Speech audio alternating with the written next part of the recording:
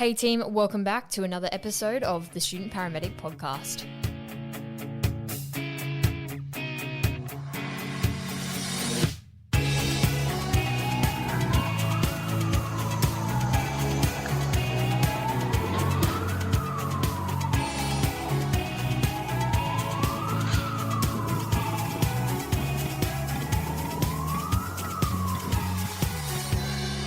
Hey team, welcome back to another episode of the Student Paramedic Podcast. Today I'm sitting down and having a chat to Jo Stevens. Now Jo is one of my lecturers at university and she has a really great experience with her paramedic profession as well as some nursing. She's also done a PhD, so we will have a chat to her today about all of that. So Jo, would you like to introduce yourself a little bit? Sure. Well, I think your introduction was pretty good, but yeah, Jo Stevens, and I've been working at QT for 10 years. And before that, I was working with the Queensland Ambulance Service.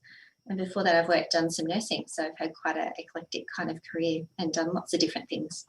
Absolutely. And how did you start your career? Did you start out as a paramedic or did you start out as a nurse? How was it? Yeah, well, I left school in the 80s and believe it or not, you couldn't be a paramedic and be a female.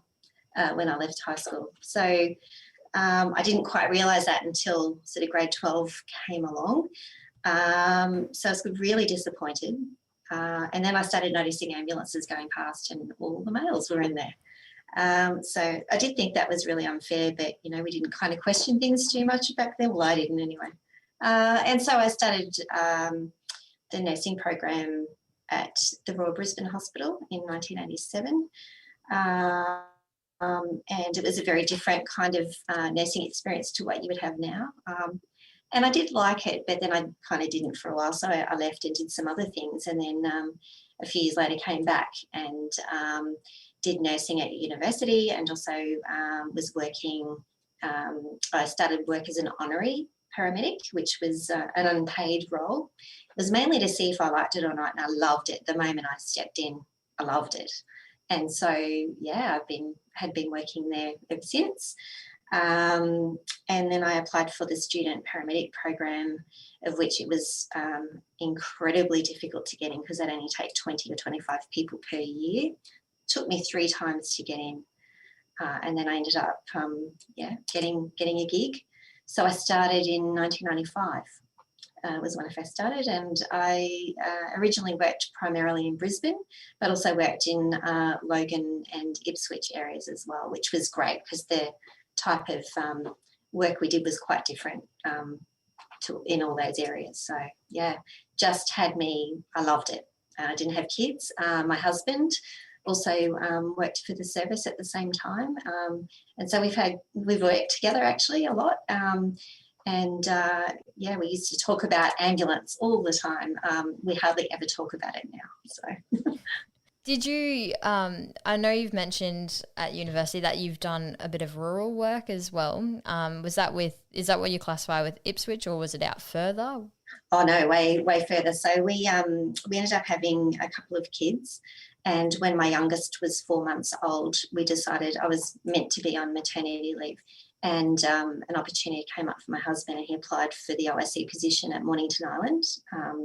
And for those of you that aren't sure where that is, that's in the Gulf of Carpentaria, so it's offshore from Corumba, so it's in the dip around the Gulf. We wanted to go there. There was a number of things, but primarily because my husband and I were both interested in having some experience in Indigenous communities. We have worked, of course, in metropolitan areas and provided lots of care to people that were Aboriginal and Torres Strait Islander in the urban area.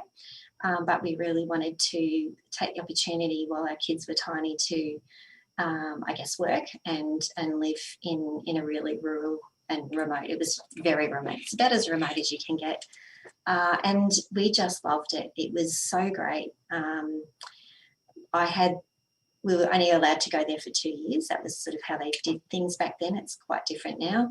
And I had no intention of working there at all. I was just going to raise my kids and I was doing a Masters of Education. And so that was kind of going to be it. But then they got a bit stuck for nurses because we were living in the area right next to the hospital. So I ended up doing a bit of work as a registered nurse. got to learn and understand the community and felt, really welcomed. And then the other paramedic left because it was only the officer in charge and the paramedic. So I ended up applying and getting that role. So it was great. I just loved it. It was such a, I really don't know how to describe it. It changed us both as clinicians, as professional people, and personally as well.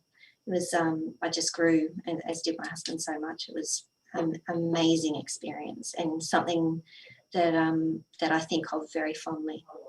Absolutely. And that's definitely very remote. So when I was thinking you were going to say remote, I was thinking Central Queensland, but no, that's very remote. So yeah, that was just one of the places. Wow. And what are the challenges of working in such a remote area? Well, if you think of all the bad things, cyclones comes to mind. We had a couple of those. The wet season was huge. The tyranny of distance. So we used to have to order our groceries from Cairns, and it would get road transported in a cold truck to Corumba, and then it would go on like a barge, a big barge sort of thing from Corumba to Mornington Island. And then sometimes, in the wet season and the cyclone season, that couldn't come. So luckily we had a great big chest freezer, and we would freeze, milk and all that kind of stuff. Because I had little boys, I had to make sure that we had enough of everything. So that was a challenge. And then if you really, if you had a sick family member in Brisbane or wherever your family were, it was really difficult to get from there, because you'd have to fly from Mornington Island, and it had about 6 stops to either Cairns or to Townsville. So that was a bit of a challenge. And also, I imagine, like, we never had any issues whatsoever. But if you wanted to, if you were someone that liked to go to the theatre and things like that, that just is not possible. But other than that, gosh, financially it was amazing. You can't really tell people just how amazing it is without, going into detail. But we saved so much money. We rented a house out in Brisbane. We had the luxury of working opposite each other. So we had Thursdays was our day together where we worked. And then I would be working all different hours, but mostly it was sort of like 11 a.m. till, did a full day's work, and then I was on call after hours, and most of the work we did was after hours. So we both got to be with our kids a lot. But better than that, we got to be part of the community. So we got, the elders started to trust us. We got asked to come and do some things because the community trusted us. We had great working relationship with the police and the hospital staff. So, you work and play together as well. We ended up, because of our little boys, being part of the school, and then the school would invite us in to do some work there. So a lot of the work I did some work with the SES cadets. And I happened to be able to use that in my Masters of Education as well, which ended up giving me an opportunity to work in schools as a registered teacher. So, there was just so many great things, and we were able to be part of and contribute to the community. And I guess that's, my area of interest in Aboriginal and Torres Strait Islander people stems from before then, but, got cemented. And so it's led me to do some work with the university now. So I'm the academic lead for Indigenous Health for our school for clinical sciences at QUT. And I'm doing some work in Cherbourg as well as a result of all that. So, and then I guess that led us to working in Mount Isa. So I was the clinical support officer there I think we were there for about a year. My husband worked on road, and then we ended up at Hewenden, which is another small town that supports a grazing community.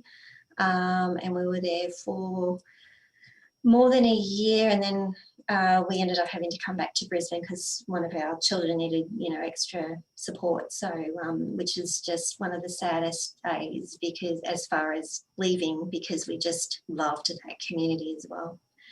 Came back to Brisbane and did some work, and then went back up to Townsville for a number of years. So I was the regional manager for staff development there, and our team looked after all the Gulf area out to as far west as the borders, Mount Isa and Baduri and all those sorts of places.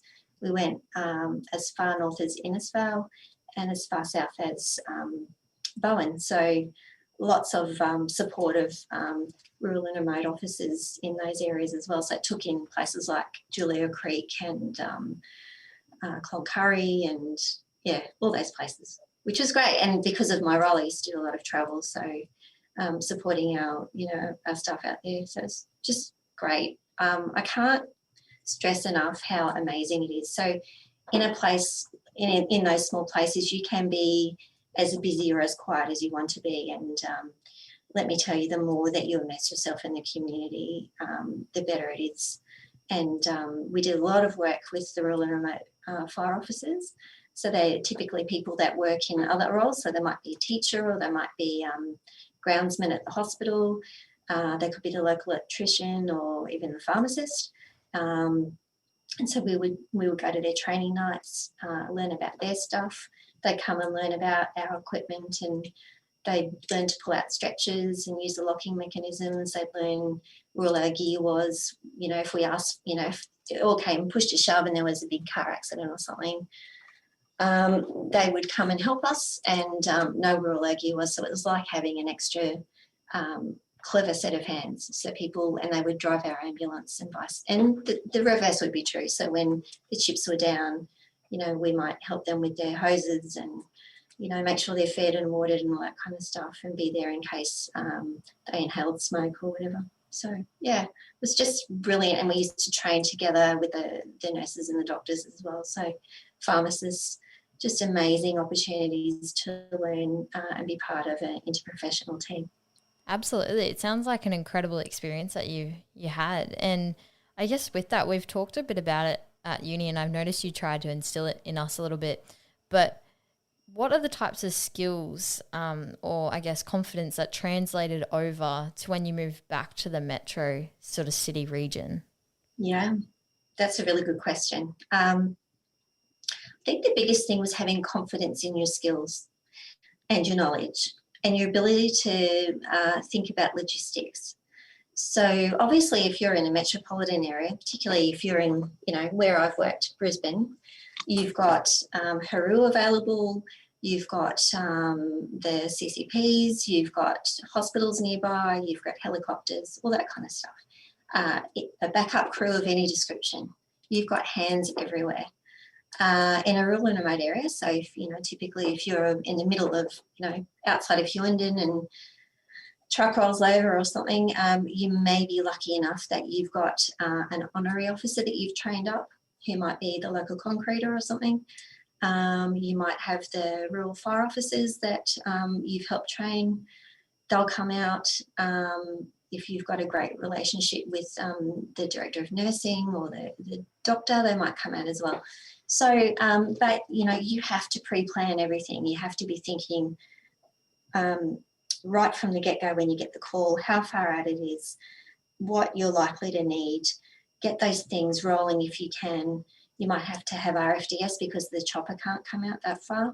So you have to be thinking ahead the whole time. You have to have a good rapport with your comms and be letting them know what you've got. So lots of sit reps, lots of finding out what resources are available because, for example, the RFDS might be out at a big job, or they might have the plane being repaired. And same with all the other guys, they might be out at a fire or something like that. So you've got to be thinking about your resources all the time. And then when you get to your patient, you need to be very systematic in the way that you assess your patient.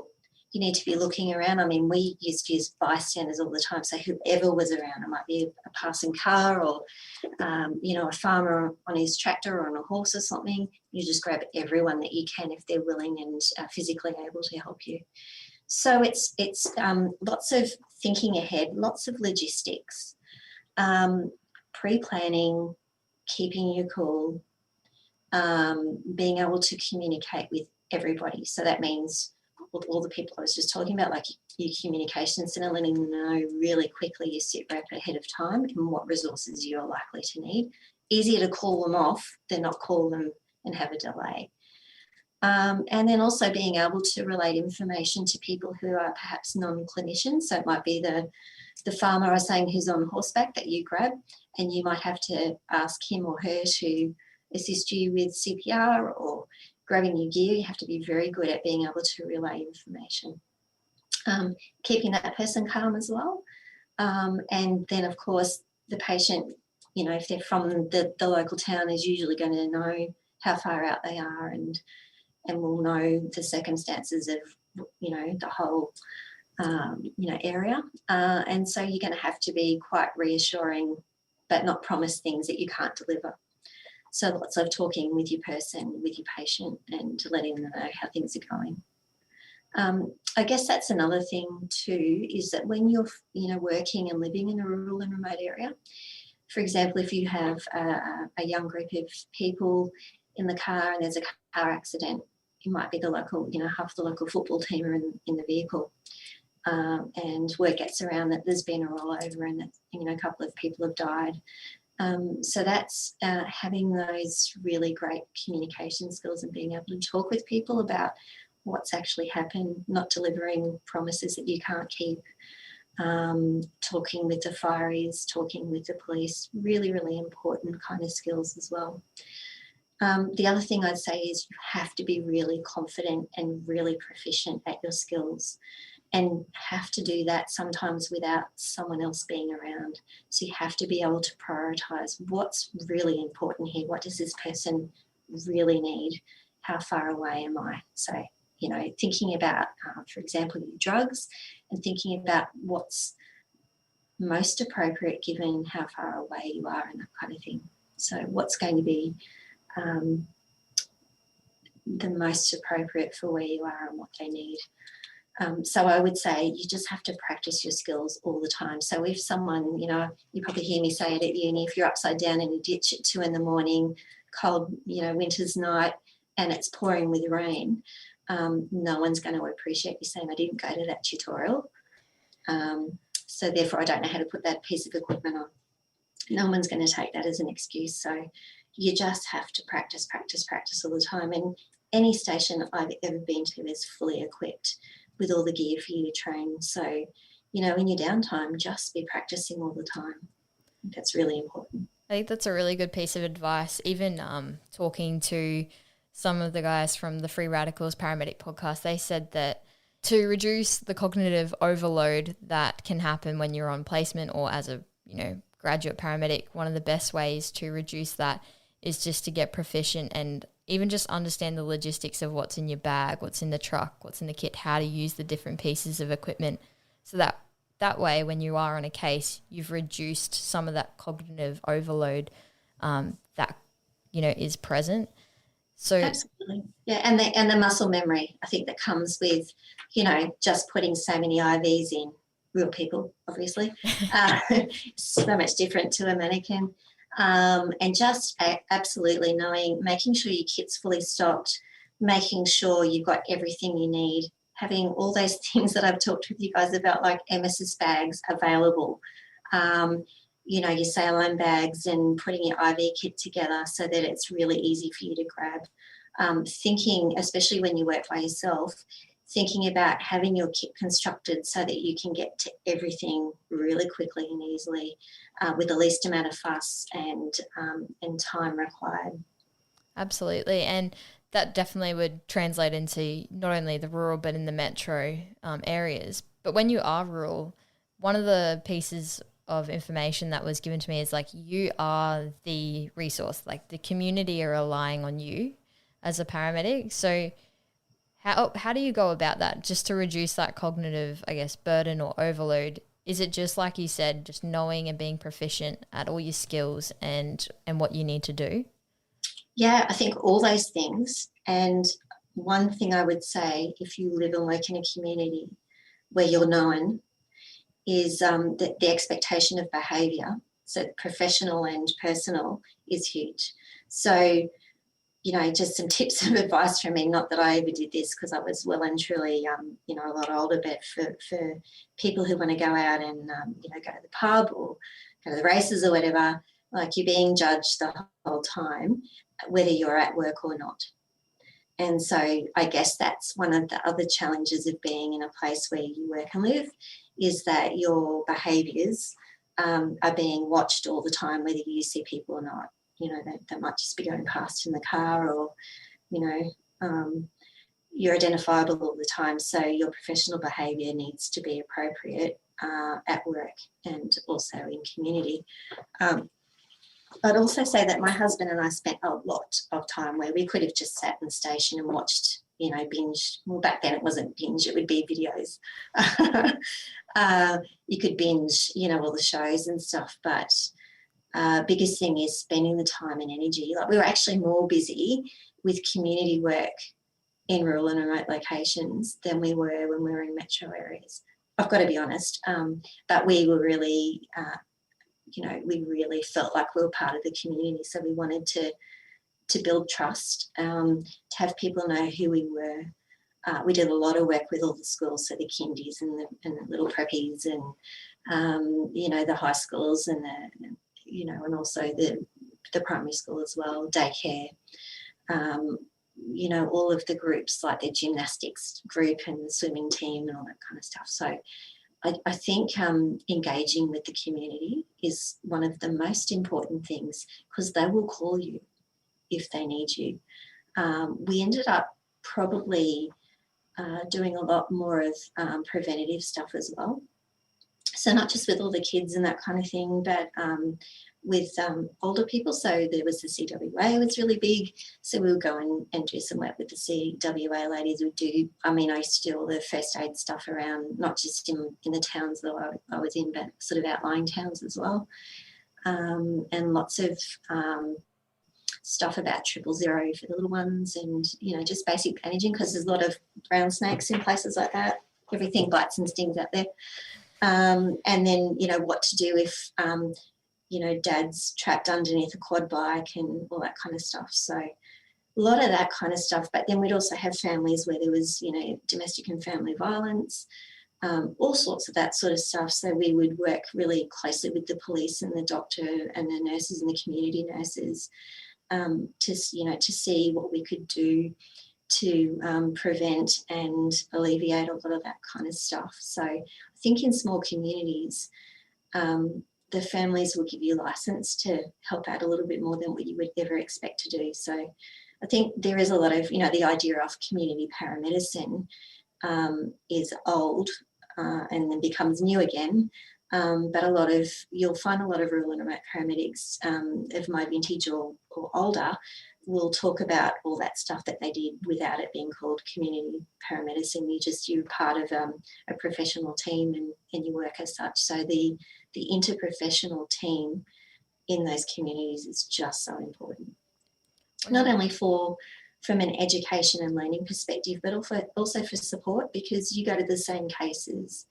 You know, if you've got, like I was talking about the team where they lost some of their kids, like that's felt, it might be the police officer's child, that might be their child goes to school with yours.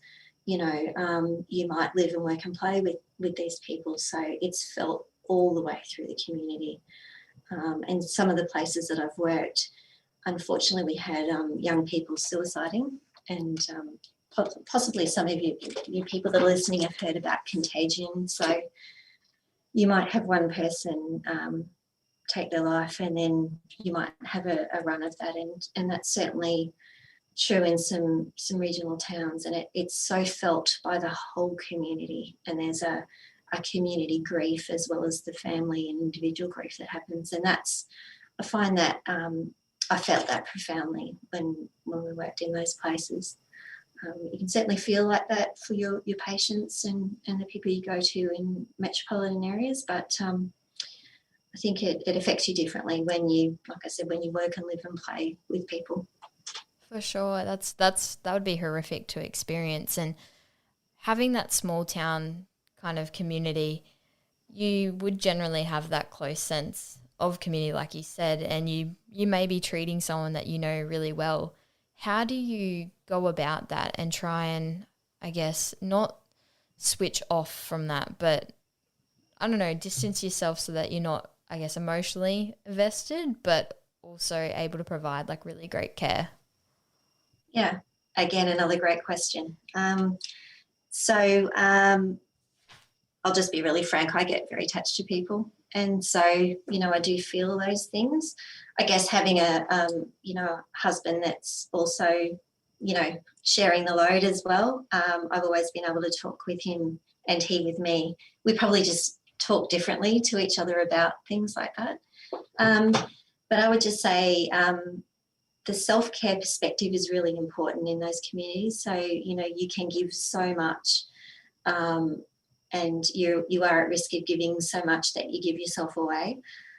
So I think having that circle of support. So I talked about, how you end up usually being quite good friends with police officers and nurses and doctors. And I think that's important. It's important to be able to talk about things.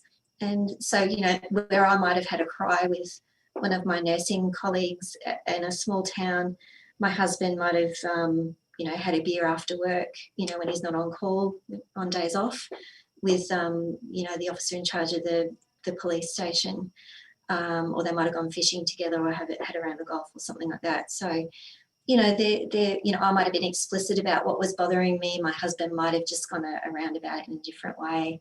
They might have just said, hey, that job was pretty bad, wasn't it? Yeah, you okay, mate? Yeah, good. Yeah, how about you? Yeah, bit bothered by it, but I'll be all right. And then they talk about golf or whatever. So I think to have that circle of support around you, your trusted people is so important. Biggest thing in a small town is being confidential. So you'll always have people, saying, oh, Joe, I heard you went to that case. Can you tell me about it, or what happened? And, I would just used to be really frank and say, oh, thank you for asking. I'm so sorry. I just can't talk about the case.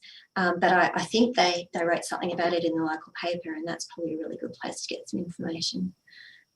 So I was just really honest about not being able to tell people about the ins and outs of things. But, if it was on the public record, I might say, oh, yeah, I saw that on the news, when they reported that. So, yeah, and I think just all the usual self-care things you would do, whether you're in a rural and remote community or an urban community, just really taking time to look out for yourself, do the things that you like, recognise if something has rattled your cage, and I'm using that from Todd Weir and his team from the QAS Peer Support Priority 1, knowing what sorts of things really can upset you and recognising it. And, if you've got some behaviours like you're agitated or anxious or not sleeping, or you're recounting things that happened, that might be a bit of a light bulb moment to say, gosh, I'm wondering if I'm okay with this, and I might need to chat to my trusted people. Or if it's something more than that and you don't want to divulge that to your trusted people, it might mean that you might need to talk with someone else, like a Peer Support Priority 1 kind of person, or counsellor or psychologist. Doesn't mean anything's wrong. It's really great to get some help just to chat about stuff. And, because what we see is not what most people see usually. See it all the time in different ways. And so we have to really make sense of what we see. It's not usual to see that, and we all pick this role. So important to know that it, what we see isn't usual, and in order to make sense of it, sometimes we need to unpack that and all of us will have different ways of doing it. And I think that's the key thing, is having your own strategies and being able to work out what works for you. It's really important. That really is. And I think it's kind of reassuring knowing, like talking to a lot of different paramedics, they all say that they even have psychologists that they go and see, not necessarily because they have something wrong or anything like that, but just to be able to debrief and sort of work through what they see. Because like you said, it's not something that everyone would see on a daily basis for a job. Seeing all those little traumas like build up over time, it's not something that, your friend may see if they're in a different profession. Yeah, exactly. The worst that they might see is that someone messed up the books if they're an accountant, and they go, oh, bugger, I've got to sort that out. Exactly. And now that you're in a teaching role, well, one, what made you want to go into a teaching role? And two, what do you try to instill in your students now that you've had all this experience in the rural and metro environment as well? I've thought about that a lot and reflected on it. I think I've always liked teaching. pretty much started life pretty quickly after I qualified and started doing first aid courses and that kind of thing. Got to say that I wasn't really great at it. I was really nervous, and speaking to groups of people was not naturally a place of comfort for me. But I sort of looked at it in the way that, you know, I wasn't teaching math, I was teaching life-saving skills and helping people to normalise what would happen when they're doing that. So, you know, CPR and that kind of thing. And then I guess my early experiences of people providing education to me were not great when I first started as a paramedic. And then one day, I hope he doesn't mind me saying this, he will die of embarrassment, but John Murray had been a high school teacher, I think, and he came into education in the ambulance service, and he just walked in and started talking. I was like, oh, he is inspirational. I would love to be like him. And he was so gentle and kind, clever, intuitive. It was just a natural thing, and I would never dare say that I'm anywhere like him, but I just, a light bulb moment for me came on. And so I ended up starting, I was pregnant with my first child, and I got to be acting in a what they called a regional ambulance educator at South Brisbane, which is, I think, now a tunnel. I got to train honorees and casual staff while I was pregnant, and then I decided to start doing a master's in education. And I finished that, started doing clinical support officer work in a metro area in Brisbane, and then started doing it at Mount Isa, and then, did lots and lots of different things. So I did some research assistant work for the Rural and Remote Paramedic Program, which was just a pilot program from a number of years ago between JCU and the Queensland Ambulance Service, and then ended up being regional manager for staff development in Townsville, and finished well and truly finished when I was at Mornington Island. Actually, I think I finished my masters, and then one of the best things I ever did, I was the project manager for the Vulnerable Clients Program, which was a grant that the QA's got for $1 million, and we did some work in areas that typically ambulance service had never really touched before, so things like domestic and family violence, elder abuse, child abuse, intellectual developmental disability, mental health, a whole raft of things. So we did some education as a pilot program again in Brisbane, and then that was sent out across Queensland. But everything that's old is new again, so it got old for a while, and then people have sort of picked it up in different ways now. So just really proud of that, and that was the role I was doing just before I came to QT, so it was 10, 11 years ago. And then coming into the tertiary sector was very different for me, because everyone, when I was RMSD, students were very, they were employees. And so if people didn't turn up for shift or didn't do their assignments or whatever, there was recourse for them, but they would be asked to leave the service, which very rarely happened, but there were lots of people, that would get warnings and that kind of thing. And then there's completely different perspective at university, where students don't have to show up, and they don't have to be diligent, and they don't have to hand their stuff in and all that kind of stuff. And then, we went from groups of 20, 25 to cohorts of 200, 250. So it's quite a different experience for me. But again, up for the challenge and up for something new. It just was, just a different way of educating. It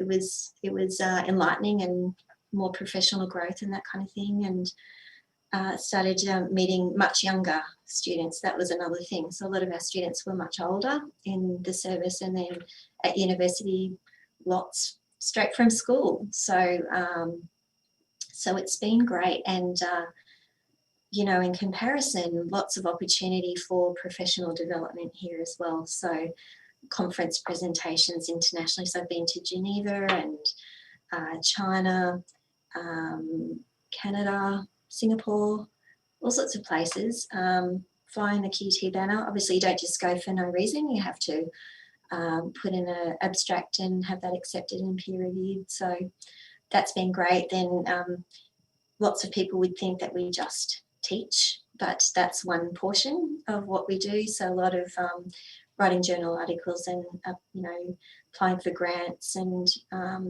providing guest lectures. We do a lot of work outside of the university as well. So perhaps with, other ambulance services, I do a lot of work in the disability community.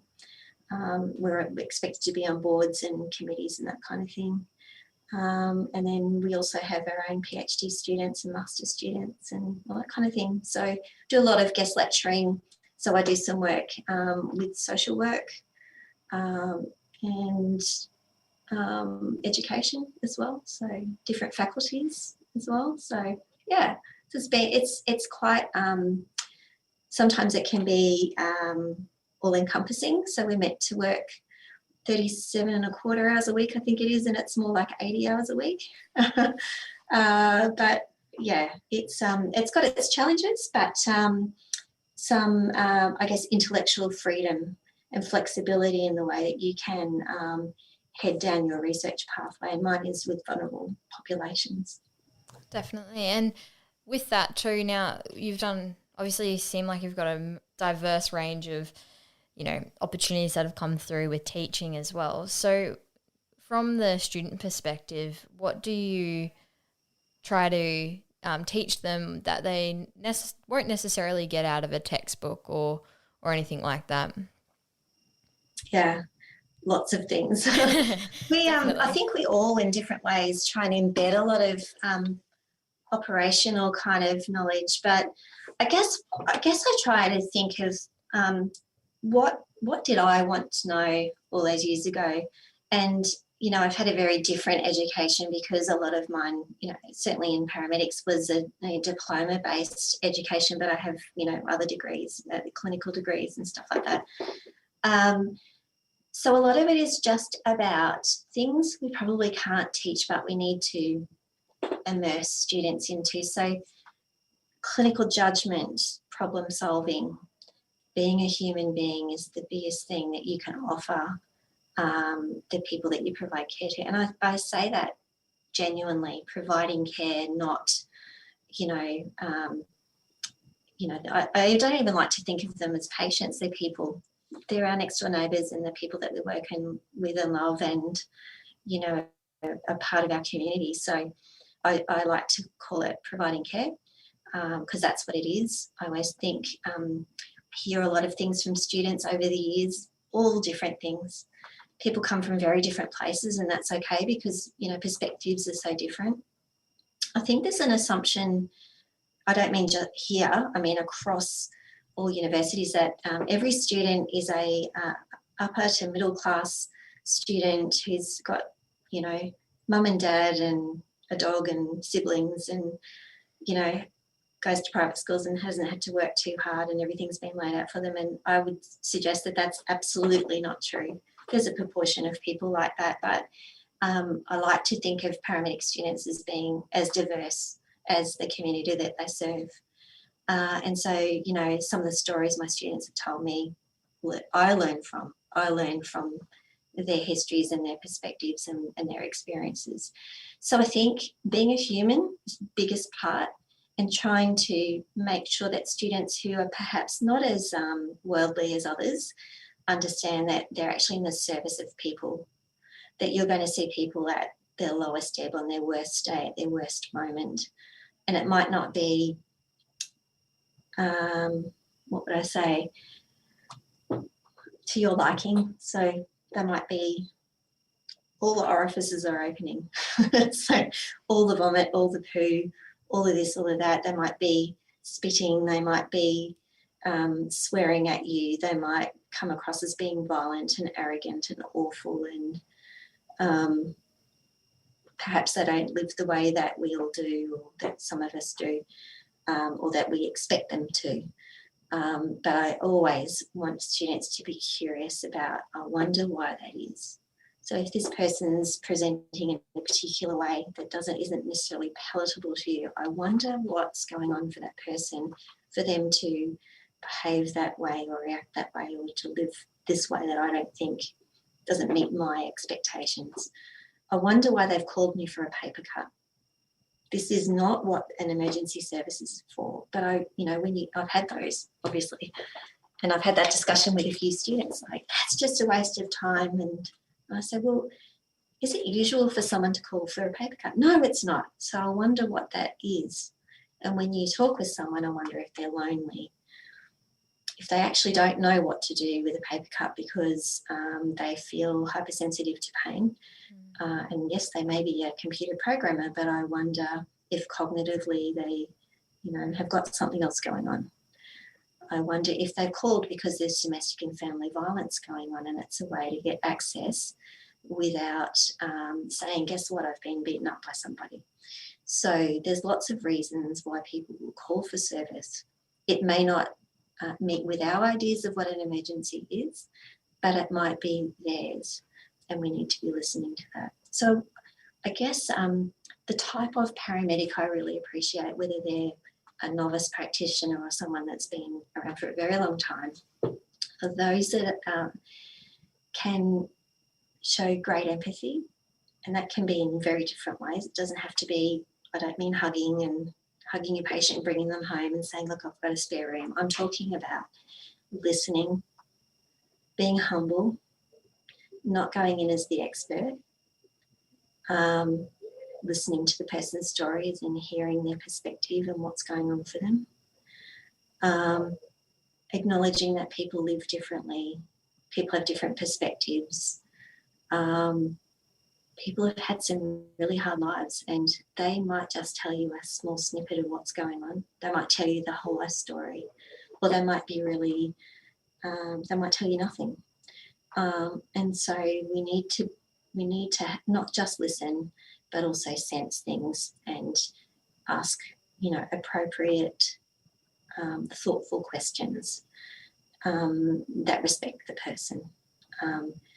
Everyone hears me all the time talking about the Australian Charter of Health Rights, but I think if you had that just somewhere where you're always, looking at that, or you have it on your phone as a photo, you can't go wrong if you look at their virtues, really, about being respectful to people, about listening to them, about at their way of their cognitive ability, being able to share information with them and have them in shared decision making, and to help them be part of what's going on, and if they want their family member or their who is close to them to be part of that as well. I think that's really important, and I think certainly from my perspective, when I've worked with novice practitioners, it comes with time, and you can't necessarily know all that stuff, but being open to all those things, knowing that you're going to make mistakes is another thing. Like I say,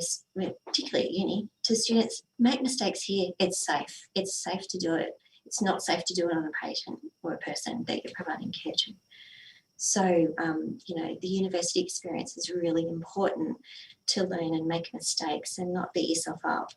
And then when you're out on clinical placement, learning, putting all that together, watching and absorbing, it's the best thing you can do. What's going on? Like, watch your mentors, especially, and you all know what a mentor looks like that is able to offer you opportunity to learn. And sometimes we have mentors that we learn from and we go, I'll never do that. I would never do that. When I'm finished, I won't do that. I won't even do that now.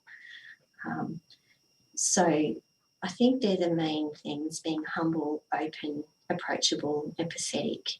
Being curious is about the best quality you can have. Really important in that practice. And if you don't like people, don't be a paramedic. Just don't, because sometimes people aren't very likable, but sometimes we aren't either. 100%. No, that's a really amazing insight. I really love that one about being curious. And hopefully, like, all of our listeners will take that on board as well for placement and things like that, because you do hear it a lot, and I'm sure you've heard it a lot, is when students sort of describe a rubbish case, like you were saying, like, oh, the paper cut, but why is that going on? That's really amazing. And definitely take that on board. So I'm mindful of your time. So I'd like to go through the last 3 questions, which are the 3 questions that we ask everyone, just so students can get a different perspective. So the first one is, what is your biggest mistake that's resulted in your greatest learning?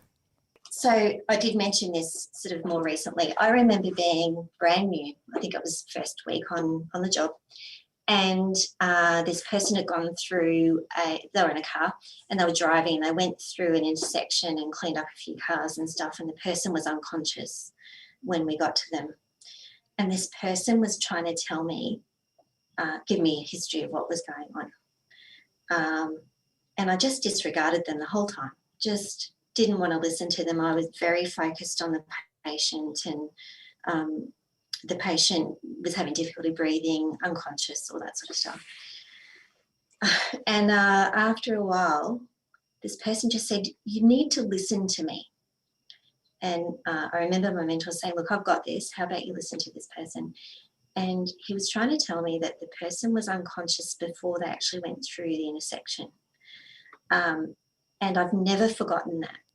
Well, after that, I listened to everyone. Sometimes I might need to concentrate on the person, and also say to that bystander, whomever they are, whether they're clinically, a clinical person or not, could you just give me a second? I really want you to tell me what's going on, or the information you've got. Can you just wait for a minute? Or they might say, look, this is really important, so I'll get my partner to look after the patient, and then listen to them. And I always listen to bystanders, or whoever they are.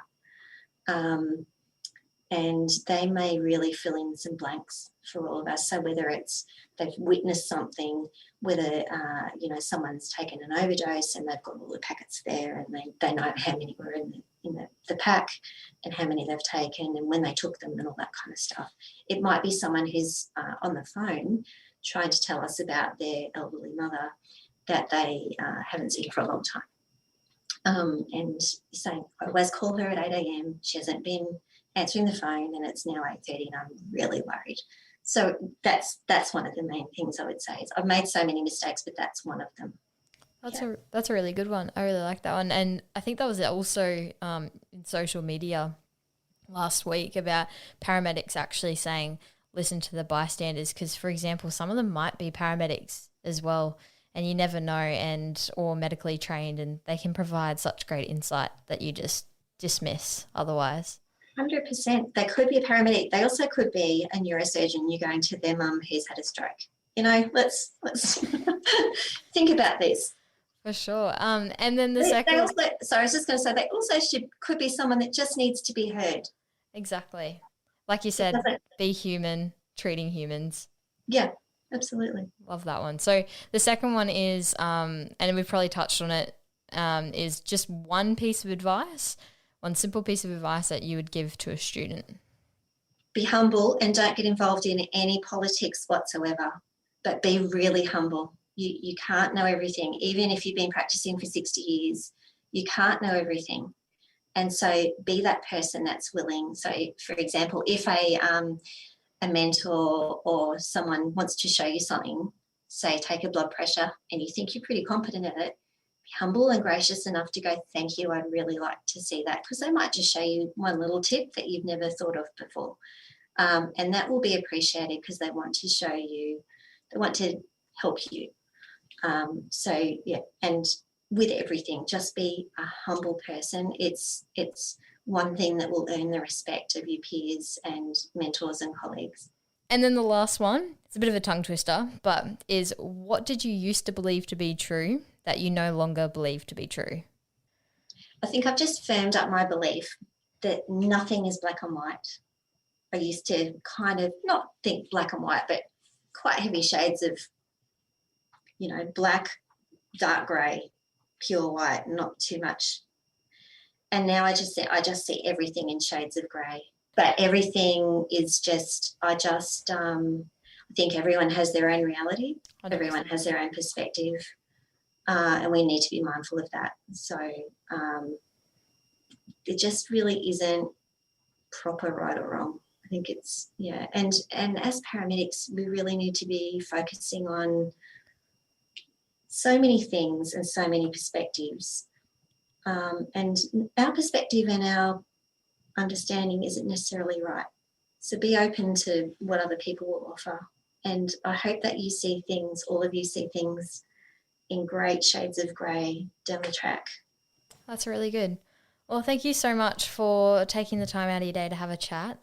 Hopefully all of our listeners who are considering going and working rural or are unsure about it or haven't even thought about it have learnt something and, you know, really do consider doing it. So thank you so much for taking the time. Thanks for listening to this episode of the Student Paramedic Podcast. You can connect with us on Instagram, Facebook, Twitter, or you can email us at thestudentparamedicpodcast@gmail.com.